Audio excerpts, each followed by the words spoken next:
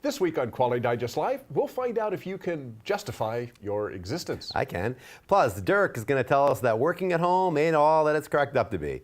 That and more when we come back.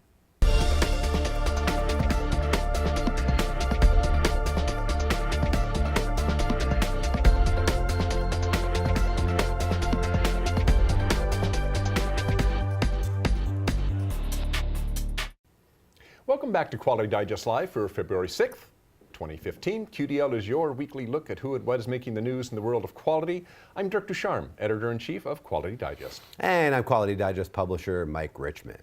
All right, well, we're going to start off this week with a short article that uses as its point of departure sweet potatoes. Yes. That's right, Dirk. I love sweet potatoes. More to the point, the fact that no one seems to like sweet potatoes. That's not true. Probably. I think the reason why people don't like sweet potatoes is because what they're actually calling a sweet potato is really a yam. Sweet potatoes themselves really are awesome, just like Legos. I am, but I am. But then I digress. Okay. Well, the story titled "Don't Make Sweet Potatoes If No One Likes Them" from Gartner's Carol Roswell appeared in Wednesday's issue of Quality Digest Daily. In short, the author relates her experience struggling to come up with an appropriate sweet potato, probably yam, dish during the holidays. Turns out no one wanted the sweet potatoes or yams, which got Roswell thinking. When it comes to digital workplace implementations, in which Roswell has expertise far beyond her skills in the baking of tubers, the same law holds. Don't do what people won't value. When you look at automation in the workplace, for instance, in the past, many times organizations would deploy technology for technology's sake without considering the employees who are going to be living and working with those tools. And what do employees want most, right? They want to be effective, they want to contribute to the organization, and they want to do their best work. They want to do great work on the stuff that means the most. If technology and technological implementations hinder as opposed to help that outcome, they're bound to fail. So I would say keep it simple. Give your people what they want and crave to be their best professional selves. And for the love of Pete, stop shoving sweet potatoes or yams down their throats, right? Wouldn't you agree? Well, strangely enough, we're going to be talking about this. Sweet potatoes? Yes, sweet potatoes. And you put marshmallows on top of them, you bake them, and then brown sugar. That would be awesome. So basically, all you taste is the marshmallows and the brown sugar. You have no idea what's underneath them. That's right. That's awesome. why. No, but I mean, later on the show, we're going to be talking about some of that technology and how it doesn't. We're going to be talking about working remotely, working from home, and something later on in the show. And that's going to really deal with some of these technologies and do they really make sense? We're surrounded by technology, and we want to employ it. It's the new. It's the latest. It's the latest thing. And sometimes it doesn't make sense, and sometimes, as you say, we're trying to shove it down people's throat, and they don't want. They like the technology they're using. Yeah. They're just as efficient with it. Why make them use something else if they really don't want it? You know, I obviously had a little bit of fun with that, but the point of being is that the voice of the customer stuff. I mean, really, your employees many times are your customers too. Right. Really, if you're working to give them tools that they need, you need to understand what they want and need. Is just as important, maybe more important than working with external customers. So consider the voice of the customer when you do an implementation like that. Very, very important. All right. Well, Michael Causey, one of the columnists that we run, pointed us to an interesting, I think, new development within the FDA in his article, Quality Takes Time. FDA's CDER reminds drug makers. The CDER he's referring to is the FDA Center for Drug Evaluation and Research, which is a topic that Causey writes on quite a bit. And the interesting new development is the launch this January of the Office of Pharmaceutical Quality, the OPQ. The OPQ is a new office within the CDER that creates a single unit dedicated to product quality. It will combine non-enforcement related drug quality work into one super office, they call it, creating one quality voice and improving the oversight of quality throughout the life cycle of a drug product. Their mission? To ensure the safe, effective, high-quality drugs are available for the American public. Now, you might wonder how they will do that. Well, you quality geeks will love this. Let's take a look at these slides from Russell Westick, scientific coordinator for the CDER, that was presented at a 2014 Parenteral Drug Association conference. Let's take a look at these slides. And this is actually, the slideshow is worth watching. You can link to it through the article and take a look at the entire slide deck. I just want to point out a few things because this is really, really critical. So. He's talking about some of the things that they're striving to do. So on the left-hand side, we got the things they don't want. the right-hand side where they're trying to go. And these are things that are very typical to anybody who works in quality. On one hand, you have increasing complexity. How do you deal with it? You've got to leverage the expertise within the organization. On the one side, you've got silos. Well, you don't want silos. You want integration. On the other left side, you've got issues of quality. Well, how do you deal with issues of quality? Well, surveillance and metrics. Now, keep in mind, part of the reason this is coming up, the FDA has been tasked with a lot more tasks, but their budget hasn't increased appreciably, and they haven't added 10,000 people. So they're faced with this real issue, this really hard issue of how do they deal with all the tasks that they have to do and improve quality and do all the audits they have to do on and on and on and stay on top of it. Well, this is part of what Westdick is getting to. Let's look at the next slide. We can pop that up there. Okay, individual opinion, reactive, case-specific versus standards. Don't rely on individual opinion. You've got 10,000 or however many employees FDA has out there. So you have standards that you relate to. And I love this one. Discipline-specific viewpoint as opposed to patients first. And what they're talking about here, I think, without actually hearing the talk, is we tend to have this, if you have a hammer, everything's a nail. So everything is, your solution to everything depends on your particular discipline. And he's going, no, you don't want that. You want something that everybody agrees on and everybody agrees on and works to that. So it's the patient-centered viewpoint. We're all looking at the patient, the end user, not what our particular viewpoint is on it, right? Mm-hmm. Now let's look at that last slide. And some initial questions to answer. You all will appreciate this if you work within quality. What are the right metrics? How do we define them? Which to collect and which to audit? How should the metrics collected be used? And this is something, of course, unique to the FDA or any regulated industry. What regulatory mechanism do we use to collect this data? So what was interesting to me about this whole thing is, right, we tend to think of government institutions as slow-moving, slow to catch up with what industry is doing, excuse me, slow to kind of get these things in place. And what the FDA is showing, at least through this slideshow, and hopefully the OPQ will implement this, is that really they're really taking a look at this from the very same kind of modern quality techniques, quality viewpoints, quality practices that we're doing in the industry right now, which really to me is kind of very ahead of the game for, I think, your typical government institution. I mean, it seems to be very out in front of it. Yeah, and I think that, this is why, to me, this is why we cover the FDA so much, because it's a great benchmarking opportunity because, not only are they a quality organization, they have to be, but they also do things, I think, that many organizations in any field of endeavor are going to be able to appreciate and benchmark against. Because, just those slides that you saw right there, that little piece of the presentation shows that they're thinking about things the same way that any quality-centric organization has to think about things in terms of, of processes as opposed to individual functions. And trying to smooth out some of these silos really in particular, I think, is a really important thing, especially for an organization with a mission as important as the FDA. Right. So we're going to continue to keep our eye obviously on the FDA going forward, and you'll see a lot more coverage on them here in Quality Digest and Quality Digest Live going forward. All right, thanks, Dirk. Okay, well, we have a new feature for you on today's show, and it comes from one of our oldest and best partners, the Coordinate Metrology Society. Their annual show, the Coordinate Metrology Systems Conference, is scheduled to occur July 20th through the 24th this year in Hollywood, Florida. And if you have anything at all to do with portable 3D metrology, the CMSC is a circle your calendar type of event, and I really mean that. In fact, we ran a news item in Quality Digest Daily yesterday announcing that registration is now open for this year's convention. So check out that story. Again, it's below the player page right down there. You can check out the link there and register soon, again, if you're anything to do in that space. The new feature that we're launching today in the show is called CMSC Corner, and it's going to allow us to keep tabs on the group and all that they're up to, and that's a lot, in coming months.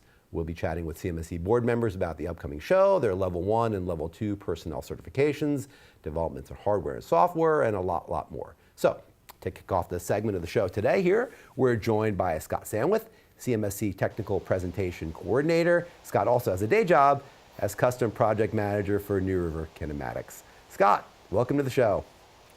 Good morning, guys. Thank you for the chance to participate with this and to promote the CMSC. Well, it's our pleasure. Of course, we do a lot of work with the CMSC as well, and it's always our pleasure to cover the events that your group is up to, really important stuff. So let's just kick it off here and kind of lay the groundwork a little bit. So what exactly does the technical presentation coordinator do for the CMSC? Oh, great. Well, I get the opportunity to seek out research and development engineers, scientists, and technicians that are working on new measurement sensors and software. Some of them are crafting new metrology applications, and most are dealing with the best metrology practices and techniques. So each year, we're looking for about 24 to 30 technical presentations and white papers. And we select the best of those to publish in our 2 CMSC journals each year. I'm also very fortunate as our entire executive committee contributes to bringing in interesting concepts and new speakers from around the world. We have at least 10, probably more, resources that contribute to putting on a conference every year. And this year, I have the additional advantage of having Daniel Sawyer, who's the NIST's dimensional management group leader, who's helping me out with the technical presentations. And he and I will review and then help our authors and presenters prepare their work for the conference. And Daniel is working currently to pull together one of our technical workshops for the conference this year, and that's entitled Techniques to Evaluate Laser Scanners for Advanced Manufacturing. Hey Scott, what kind of papers will people typically see at the CMSC? If you can just give us kind of an example of kind of the topics that you cover, that sort of thing. You betcha. We are seeing an increasing number of the detailed application papers that help the entire metrology community contribute to the value that 3D and 6D portable metrology systems are bringing to the marketplace. And we also have a nice selection of papers that basically focus on laser tracker, photogrammetry, laser scanner solutions.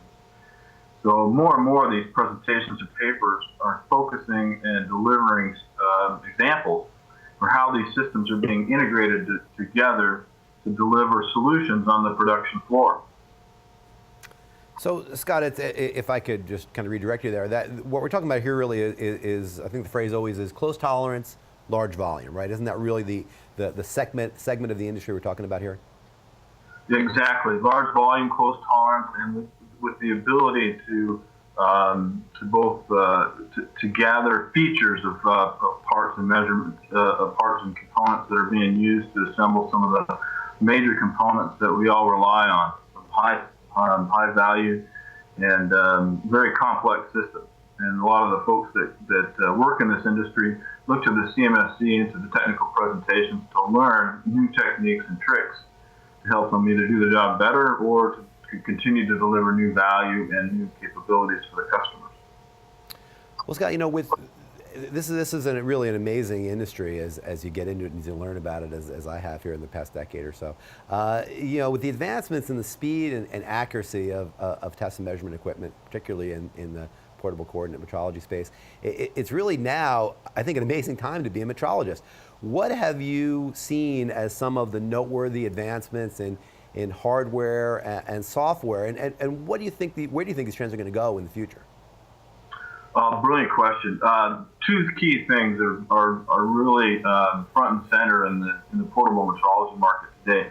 Number one is automation, and secondly, integration. So we're seeing portable metrology systems move from traditional tooling and part inspection tasks, and they're now being brought down into and becoming an integral part of the production processes. And they're also providing key feedback to improving production processes. And one of the concepts that we've termed as is actually called what I call move, measure, correct. For example, the metrology system is an active component in positioning machine to do like precise determinate assembly drilling. So in large airframe components, you can use a portable metrology system to guide a robot into a very precise position, and that system ends up becoming incredibly flexible. Using a metrology system and a robot, you can actually deliver precision into a wide variety of environments. You can change the part, change the programming. It's reducing costs and improving quality. Scott, we're coming up to the end of the segment here, but before we go, I want to kind of let you get in a plug here for the papers. If viewers are interested in presenting a paper at CMSC 2015. Quickly, can you tell us what the process is and what are the deadlines? You betcha. Yeah, we have actually a very, very refined process now, and I think it's one that's working well for us. Specifically, our abstract submission deadline is set for March 13th of this year. And those are typically 500-word abstracts, and we need basically the title of the presentation, a description of what the process, the technical material will be, and then all the details on who the co-authors might be, and then a key person for a focal. What we'll do then is our entire committee, the entire executive committee, will do a peer review of all those submissions, and we typically expect, say, 30 to 40 submissions. And of those, we're going to select probably the top 24 to 25, 26 presentations for the conference. And then we will then notify the authors on or about the 3rd of April. And then we look for technical papers on about June 15th, at least an initial review of those. And those are typically about 10 pages long. And there's a nice set of guidelines up on the website that help authors understand what the expectations are and how to put those together. And then we look for technical presentations about July 3rd. Of those, we go through and take a look at them and making sure that the technical content is sufficiently high, and that we're trying to eliminate sales presentations and the like. So that's and then of course the conference is set for July 20th to the 24th. Okay, well, Scott Sandwith, Technical Presentation Coordinator for CMSC. Thanks for joining us this morning, and we will see you at the CMSC. That's right. Hey, thanks again for the opportunity to tell all these folks about the conference, and I'm looking forward to receiving those abstracts as soon as possible, and then looking forward to having some fun down in Florida. All right, sounds good. Take care. Thanks, Scott. Okay, thanks, Scott. We'll talk to you soon. All right. That's a fun show, by the way. Yeah, it is a fun yeah, show. if you're yeah. into 3D, large volume 3D measurement, that really is, well, it's the only show really of its kind in the U.S. So. And he mentioned the abstract, the guidelines for that. In the story is a link out to that. So right below the player page again is a link out to the release, to the story that we covered on Quality Digest, and you can find the application information right in that story. There's a link right there. That's right. Okay. Well, working from home, the remote employee, the telecommuter. Yes. I'm one of those. I've been doing it for a really long time, probably 15 years, something like that. It sounds like a good idea, right? I mean, hey, why not? Work at home, and you feel like you're your own boss. And there are a lot of advantages to it. If you need to be a stay-at-home mom, or if maybe you're caring for elderly parents, or you have other reasons where you need to stay at home. This really is distance. In your case, it's really distance. Yeah. Or distance. Yeah. In my case, it's just because I live more than 100 miles away from here. Right. So it makes sense. But the question is it really a good idea? And my argument in this, in my story that I wrote last week or this week, is that it really isn't a good idea, and it really isn't very lean. There's a lot of problems with it, and mostly it boils down to communication. When you work within an office environment, there's all this impromptu and kind of ad hoc conversation going on where people just are randomly throwing things at each other. And sometimes it's just, fun stuff, work-related, not work-related stuff, but a lot of times it is work-related. It's just off the cuff. Oh, hey, did you remember to do this? Or, oh, remember, you got to give Bill a call today. Or, hey, I just had a good idea. Why don't we do this? And typically, if you're a remote employee, very rarely, I would say, unless you're really dedicated to staying on top of things, you don't IM those little comments, you don't email those comments, you don't call the office and say, oh, hey, Mike, I just had this really quick idea, here it is, and then hang up. Typically that doesn't happen. The larger ideas, yeah, but it's all these little ideas that I believe are being lost when you have a remote employee, and it's kind of the opposite of lean. It's funny you say that, because that's exactly what I was thinking when you said that. It's really what you're doing is you're batching your ideas. You're batching your ideas, yeah. There's no single piece flow of ideas. And when you're in the office, you have those interactions and they just happen as they happen in real time. But when you have to say, well, I'll save it. I have to talk to the boss in a couple of hours anyway. I'll save all the points for that. Or I'll write them all out in one long email. I mean, Jeff, our CEO, he does that. I mean, it's not that there's anything wrong with these, but you can see what's happened. He's been thinking all day or all week, and he'll send out an email with a bunch of different thoughts on it. So basically, he's batched the thoughts, right? He's batched all these things together. So they get communicated, but then there's no back and forth on it, right? So you see all these ideas, and maybe you kind of skim through the email, and you'll answer one, you'll kind of hold the other one till later. But as opposed to if Jeff and myself and all the rest of the team were in the office, we'd be having a discussion. He'd say, oh, I had this idea just a few seconds ago, and we would knock it back and forth, and I guarantee you it gets fleshed out a lot more than it does in kind of a weekly recap of an email, right?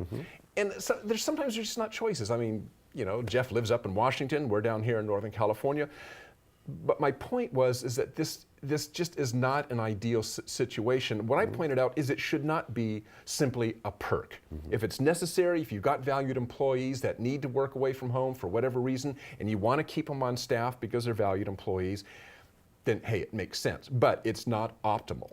It's not optimal other than from the fact of you keeping those employees. Now, not everybody agreed with my argument here, and I want to throw up part of one comment that was sent to us. We can throw that slide up.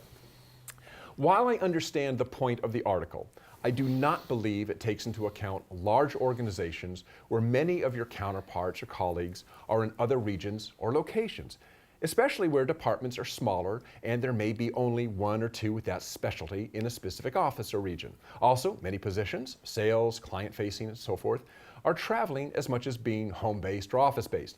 Collaboration can occur in many types of venues with increased web capacities, Skype, webcams, and so forth. Being available in an office doesn't guarantee collaboration. It only provides a medium for impromptu situations.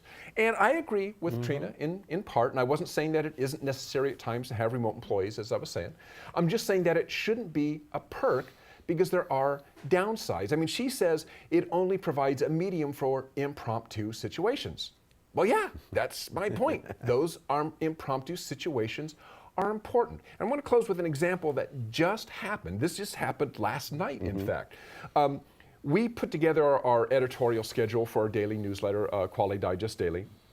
This is done in a spreadsheet online in Google Docs.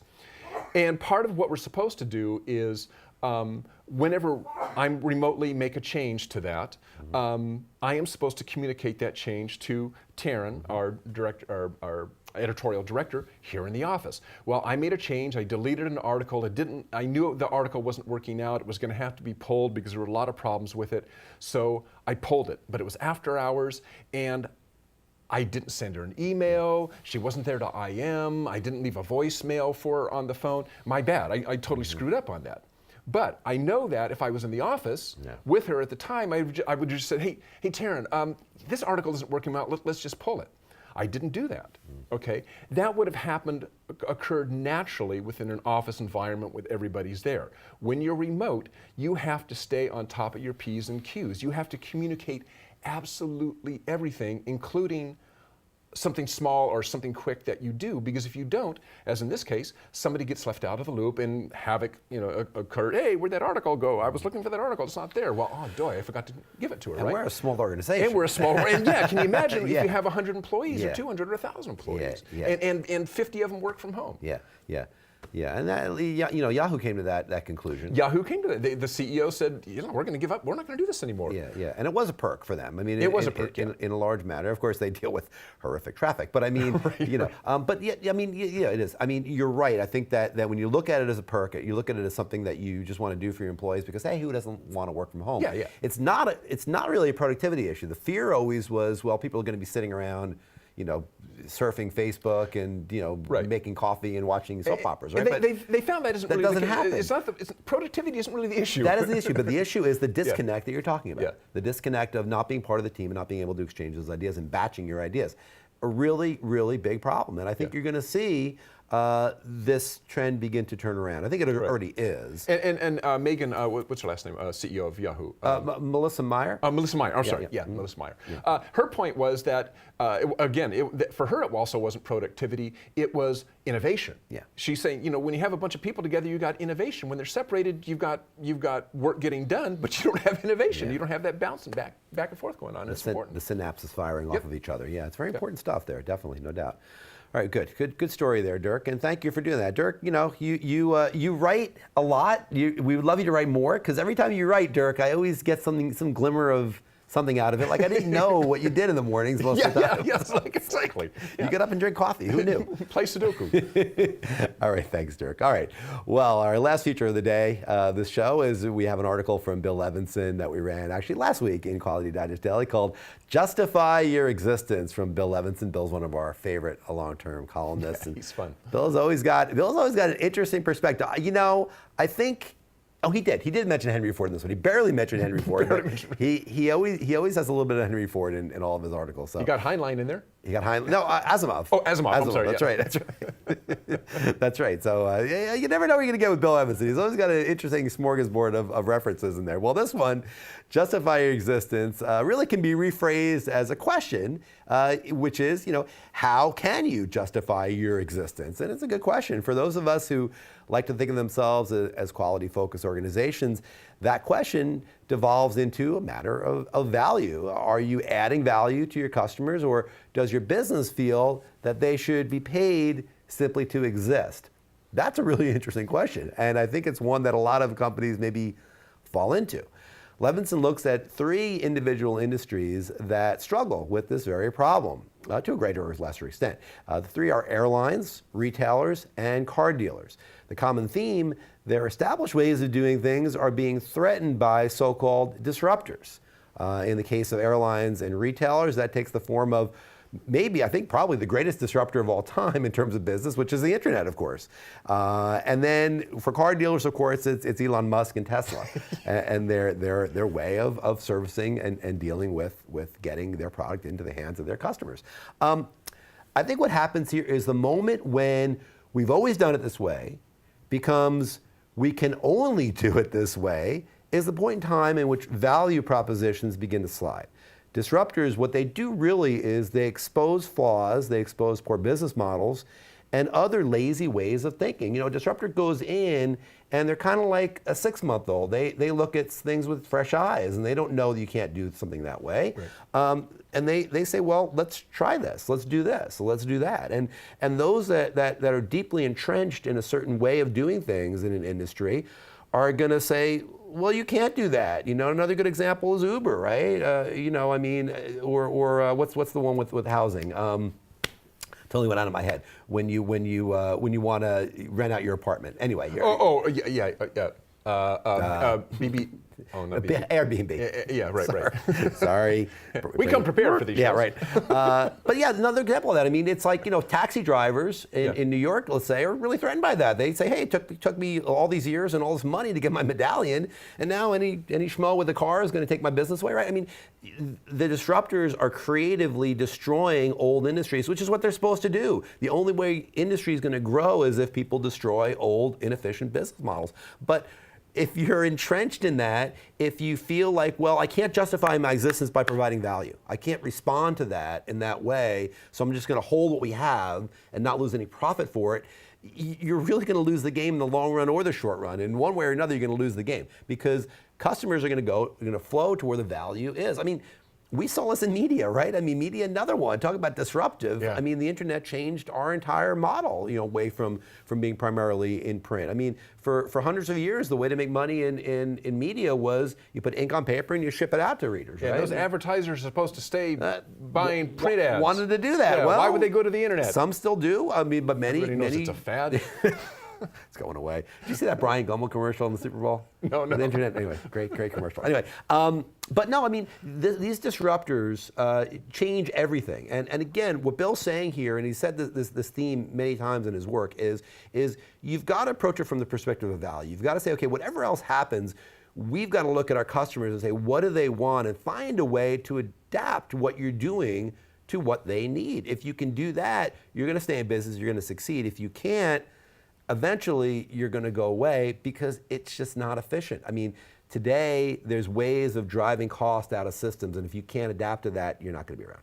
Right. That's what he's saying. Really good point. Yeah. Bill always has good, very, very to the message points, I think, in his articles. Yeah, you what you need to do is you need to go to that article and then click on the author archive just above it and pull up a list of Levinson's articles. He talks a lot about Ford, of course, but he always ties in some literary, sometimes somewhat obscure literary tie-ins. Well-read guy, yeah. Very well-read guy, very interesting. All right. Well, before we close, I want to give you the tweet of the week this week. This one comes from user Nathan. Twitter user Nathan, that's right. Here we go. Tweet of the week. Life is like a box of chocolates. I'm a diabetic. Hate when that happens. That's just sad. Well, It's just sad. Sorry, Nathan, but if you have a tweet, look. If you're on Twitter, If you're a twit, if you're a tweeter, if you're on Twitter, look us up. We're at Quality Digest, of course, on Twitter. So check us out there. And hey, who knows? Maybe your tweet of the week will be the tweet of the week. Song of the week. There you go. All right. All right. So that's it for this week. Thank you all for joining us. Thank you, Scott Sandwith of the CMSC and New River Kinematics, for talking to us about CMSC 2015 and the upcoming show. Again, thanks, Dirk, for writing a great article, and Bill Levinson, too. Sure, and like we said, look up cmsc.org. If you're into large-scale 3D metrology, you want to check that show out. It's really good. Yeah, good And I'll be in stuff. Florida in July. Which will be nice and cool. It'll be nice and so cool. check that out. All right. Right. See you then. Thank you all for joining us. Have a good weekend. Bye-bye. Bye.